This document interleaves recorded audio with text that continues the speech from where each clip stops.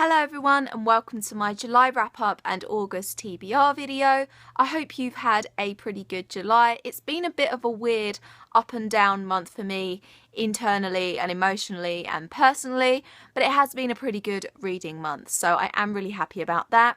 In this video, obviously, I will be talking about the books I read outside of the Booktubeathon week, so if you are interested in seeing what books I read for Booktubeathon, I will leave a link to my Booktubeathon wrap-up video in the description down below. So outside of Booktubeathon, I managed to read 5 books in July, and inside Booktubeathon, I read 4 books and 1 novella, so that makes a total of books read in July to be 9 books and 1 novella, which is pretty good, isn't it? I was pretty happy with that. So anyway, of the books I read outside of Booktubeathon, I gave 4 of them 4 stars and 1 of them 3 stars. So the first book I read this month I gave 4 stars to, and that is A Boy Made of Blocks by Keith Stewart. This is a proof ebook copy that I was sent from the publisher, Little Brown Book Group, so thank you to them for that. I did write a full review of this on my blog, so I will leave a link to that review in the description down below if you are interested in my deeper thoughts and favourite quotes and things like that. So this is the story of a guy called Alex who is dad to 8-year-old Sam, who has autism, and the main story kind of centralizes on the father-son relationship between Alex and Sam, but we also see Alex's relationships with his wife, his mum, his sister, his best friend, and you really get to know Alex as a person, not just as Sam's dad. So at the start of the book we learn that Alex is currently taking a break from his wife Jodie. They feel like too much has gone on between them and they just need to take a step back. Alex is dealing with a lot of guilt and grief from his childhood, and he needs to kind of deal with those in order to be the best husband and father that he can possibly be. So it does centre around the father-son relationship, because while he is taking time out of his relationship with his wife, he is focusing on getting to know Sam and trying to get into Sam's world and the way that he thinks as an autistic child. And we learn a lot about the condition of autism through Alex, and we kind of learn with him, and I really enjoyed that aspect of it. It is also very funny. There are lots of lines where I did actually laugh out loud. It's very emotional because Alex is a very likeable guy and you do want things to come good for him in the end, and he does have a lot of stuff going on in his head that he just hasn't dealt with from his past, and you're just kind of willing him to kind of push past that and be a great dad to Sam.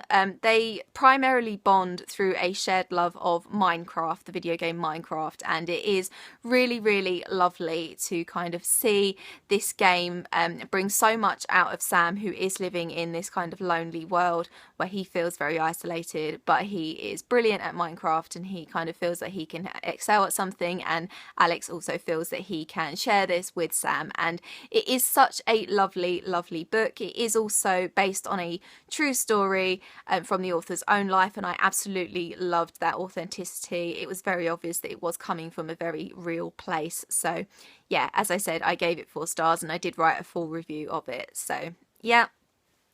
The next book I read I also gave 4 stars to, and that is You're the One That I Want by Giovanna Fletcher. This was my first Giovanna Fletcher book, and I really enjoyed it. It is a little bit cheesy. It is a kind of general adult romance about 3 friends who have been friends since they were children. At the start of the book we see Robert and Maddie, 2 of the friends, getting married. We're at their wedding, and their best man Ben has been both of their best friends since they were 9 years old, and the chapters are told dual perspective between Ben and Maddie. We don't get Robert's perspective, which I think I probably would have enjoyed.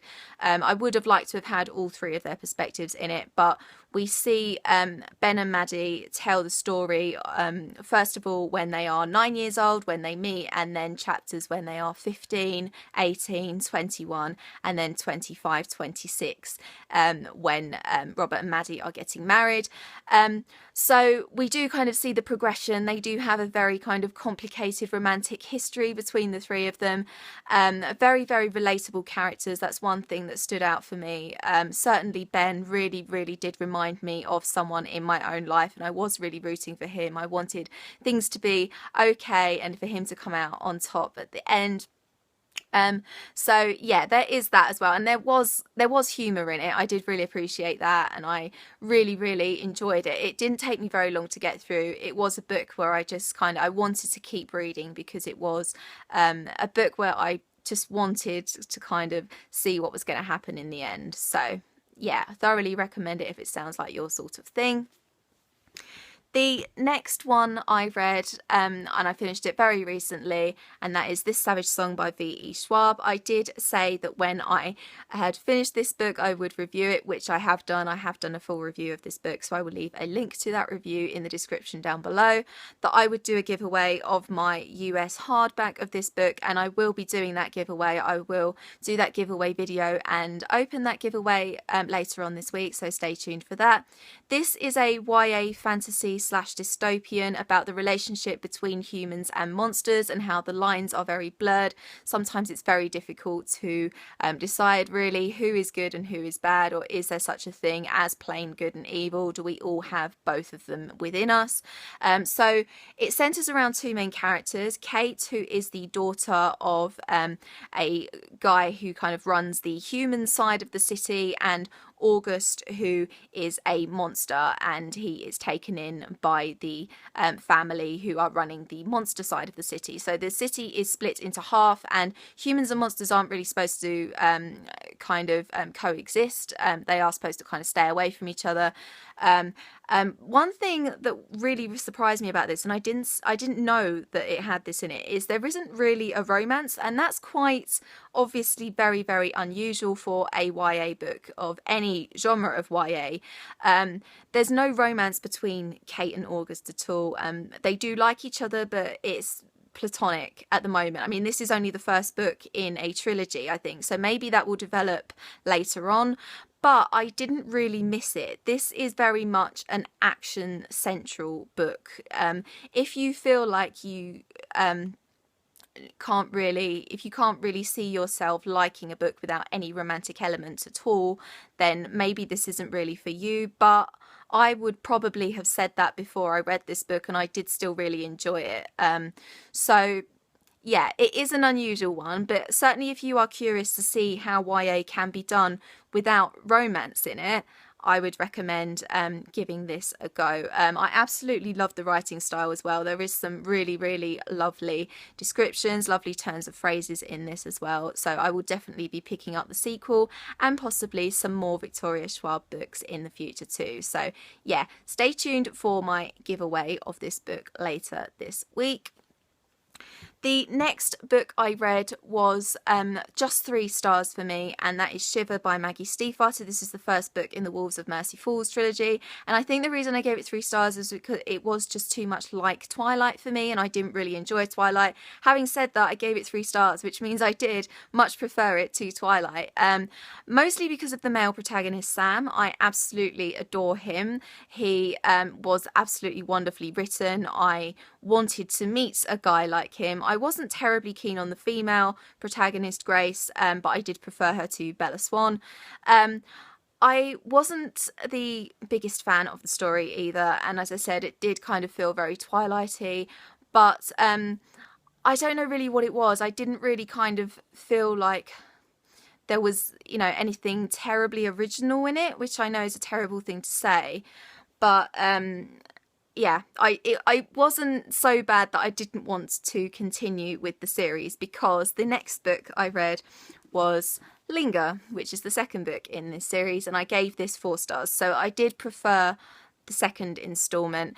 I was much more emotionally invested by this point. There was a new character called Cole who I really enjoyed too.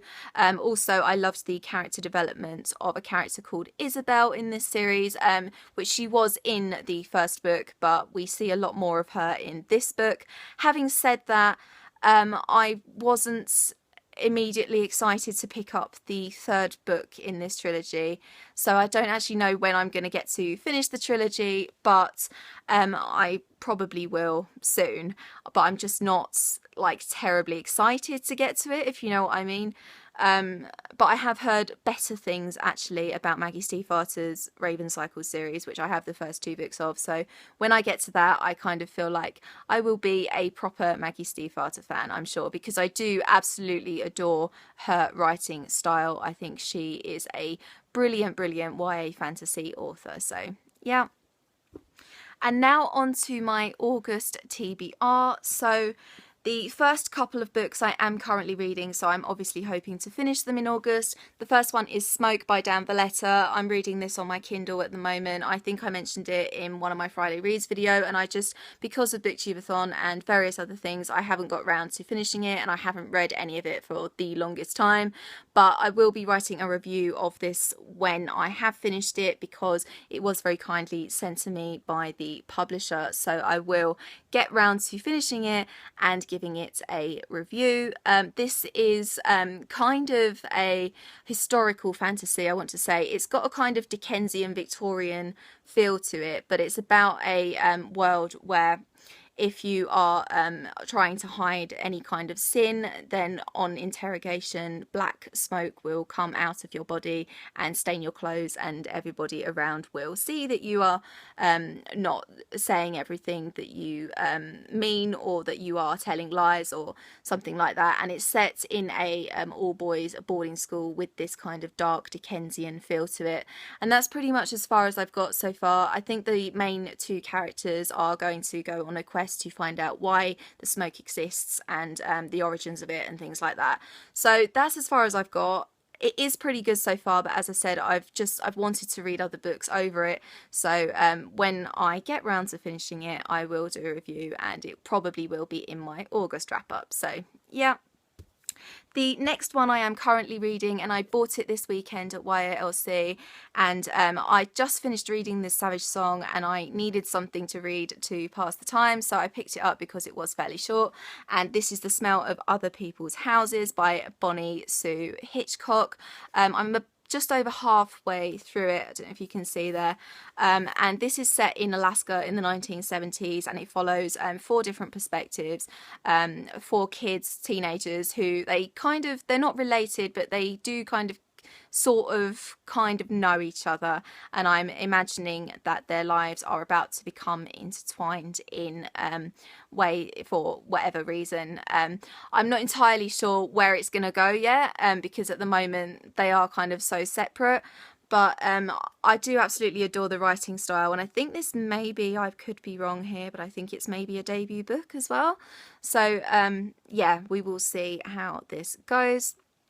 The next one is another book that I picked up at YALC that I'm hoping to get through and hopefully finish, because I don't think it will take me that long to get through.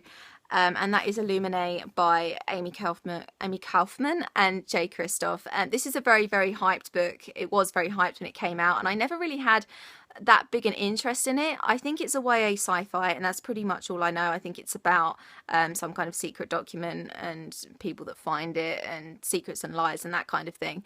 But it's told in lots of different formats. So it's told in instant messages, it's told in emails, it's told in various letters and online profiles and things like that. So it's a very interesting looking book, and I think the sequel Gemina has come out now as well. So I will see what I think of it, but as I said, I never really had any initial interest in it. I only really picked it up because it was cheap at YALC, so I will give it a go this month and see what I think. The next one is a YA fantasy that I will be starting today after I finish The Smell of Other People's Houses, and that is And I Darken by Kirsten White. I've mentioned this book a lot. A lot of people are talking about it because it is the first in a new YA series that everyone seems to be pretty excited about. It's got Vlad the Impaler influences. It's a YA fantasy. I think it also has Middle Eastern influences, I want to say. So yeah, I am really excited, and I will be giving this a review when I get round to it too. The next one is also another book that I will be reviewing in August, and that is My Best Friend's Exorcism by Grady Hendrix. I mentioned this in my book haul for July, and yeah, I specifically requested it from Quirk Books, and I was really excited when they approved me for it. It's about obviously a girl who gets possessed in an 80s American high school, so I am really excited to see what I think about that, and obviously because they went to the trouble of sending it to me, I will of course give it a review.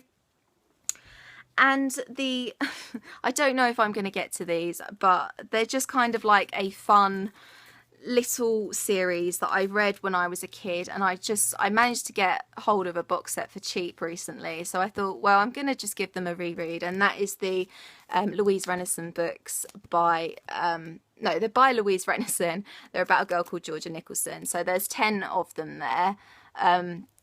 The first one is Angus Thongs and Full Frontal Snogging, and then it's Okay, I'm Wearing Really Big Knickers, Knocked Out by My Nunga Nungas, Dancing in My Nudie Pants, and That's When It Fell Off in My Hand. Then he ate My Boy in Trances, Startled by His Furry Shorts, Love is a Many Trousered Thing, Stop in the Name of Pants, and Are These My Bazoomas I See Before Me. These are really, really fun early teenage girl books, and the reason I've put them in here is because all of the other books in my August TBR are really, really dark and heavy, and I feel like if I get to a point this month where I just need something light and funny, they are perfect, because I remember laughing so hard at them when I was like 14, 15, so I'm hoping they are going to have the same effect. And that is it for my August TBR. I would just like to mention that I would actually quite like to read Harry Potter and the Cursed Child this month as well. And even though it was supposed to arrive at my house yesterday, even though yesterday was a Sunday, I did pre-order it and it came out yesterday. So therefore I thought, oh, okay, I might get it. But it's now like Monday afternoon and it's not arrived. So it's a good job I have seen the play, and therefore obviously I know what happens, I know the story. I have technically seen it and I don't need to read it, but I would actually quite like to read it, if you know what I mean, because if you don't know, Harry Potter and the Cursed Child, the book that has just come out and that everyone is going absolutely mental for, is the script of the play that is in London, which you guys know I have seen.